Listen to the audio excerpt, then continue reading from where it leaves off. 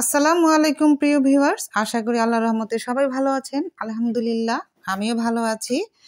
আজকে আমি চাইনিজ রেস্টুরেন্টের মতো করে চাউমিন রান্না করেছি, আর খেতে কিন্তু একদমই রেস্টুরেন্টের মতো হয়েছে।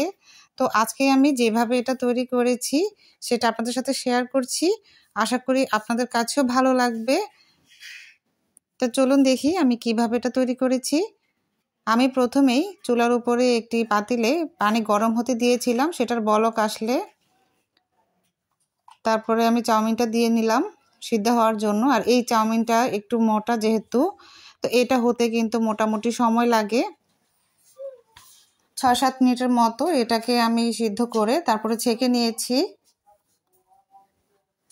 এরপরে চুলায় একটি কড়াই বসিয়ে দিয়েছি, দিয়ে দিলাম রান্নার তেল। তেলটা যখন পুরোপুরি গরম হলো তখন আমি পেঁয়াজ কুচি, রসুন কুচি দিয়ে দিলাম, মিহি কুচি। তো সেটাকে ২-১ মিনিট ভেজে তারপরে এভাবে একটা ডিম ভেঙে আমি তারপর দিয়ে দিলাম এর মধ্যে। এবার এর মধ্যে একটুখানি লবণ দিয়ে আমি স্ক্রাম্বল করে নিয়েছি। তারপর দিয়ে দিলাম সিম কুচনো, আর এখানে ফ্রোজেন গাজর ছিল সেটা দিয়ে নিলাম। এবার নেড়ে চেড়ে নিচ্ছি। দিয়ে দিলাম মরিচ ৩-৪টির মতো।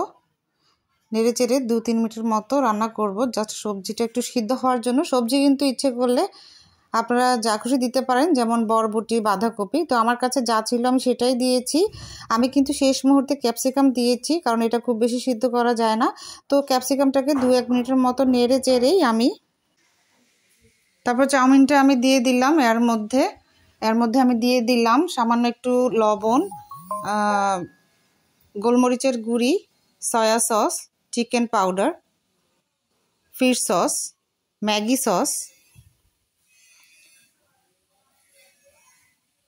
Chilli sauce. এবার খুব ভালো করে মিক্স করব। ২-৩ মিনিটের মতো সময় নিয়ে আমি এটাকে রান্না করব। তো আমার চাউমিন কিন্তু মোটামুটি রেডি হয়ে গেছে। দেখতেই পাচ্ছেন, দেখতে কিন্তু খুবই সুন্দর হয়েছে, আর সুন্দর একটা ঘ্রাণ বেরিয়েছে, একদম রেস্টুরেন্টের মতো। তা আমি এবার এটাকে সার্ভ করে নিব। তৈরি হয়ে গেল খুবই মজাদার রেস্টুরেন্ট স্টাইলের চাউমিন। আপনারা এভাবে তৈরি করে দেখবেন, আপনাদের কাছেও ভালো লাগবে।